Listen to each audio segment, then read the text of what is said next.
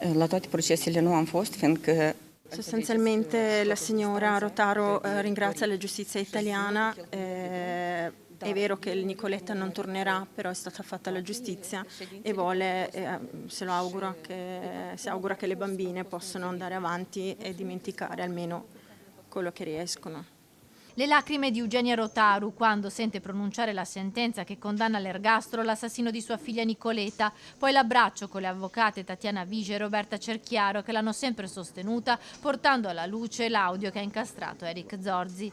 Accanto a lei l'avvocata Tatiana Vigia che l'ha sempre tenuta informata in tutte le fasi del processo e ora commossa traduce le sue parole. Prin insistență, datorită insistenței dumnealor, s-a făcut. Purtroppo non aveva la possibilità anche economica di partecipare a tutte le udienze, però ha partecipato a distanza e si informava sempre come stavano andando le cose. La mamma di Nicoletta ringrazia la giustizia italiana, ma nel suo sguardo velato di dolore il rammarico e la consapevolezza che sua figlia avrebbe potuto avere un destino diverso.